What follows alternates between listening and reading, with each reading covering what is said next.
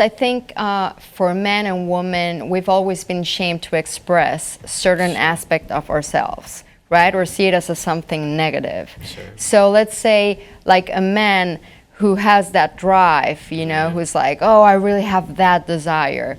What can a man like that do to be able to still have that drive that drives women crazy, you know, or like horny, like make us horny because we love that, Sure. but with still that softness and safety? Like, what would be the approach, or how can they learn to do that? Well, honestly, I think the key piece of that is learning to listen to their own body.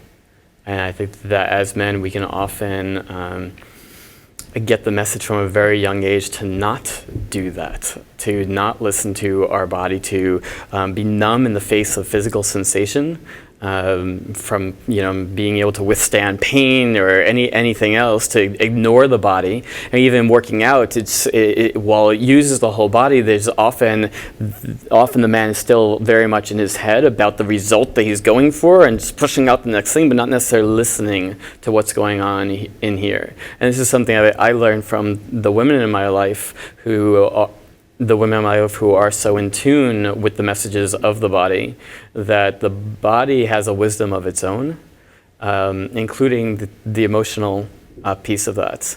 And by learning to listen to these subtle sensations in the body also can allow you to really tune into and feel the subtleties of what's going on in her body.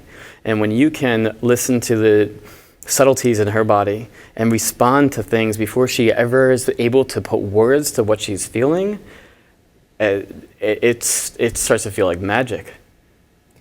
And that's like empathy, right? Like I'm learning. Empathy, yeah, it's like I'm learning to read what you need, and I give you what you need, or I take also. And that happens a lot because of the disconnection of the body, because we're set up in our minds, and as the nature of man, it's more like the goal oriented, right? Like, oh, I want to give her orgasms instead of like enjoy the journey. Sure. That's what you mean? Yeah, that's definitely part of it. I think what people sometimes get really afraid of is, you're telling me that I have to give up some way that I am that has really worked for me, that does X, Y, or Z, that I get pleasure from. I don't want to give that up. I'm like, great, don't give it up. You don't have to give up anything. I use this phrase, expanding your palette of pleasurable possibilities.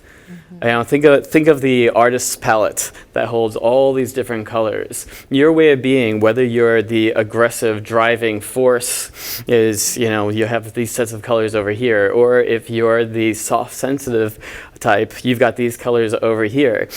Keep using your colors, just add in these other colors. You can still play, you're not going to lose what you've built. Just start dipping your toes into new territory.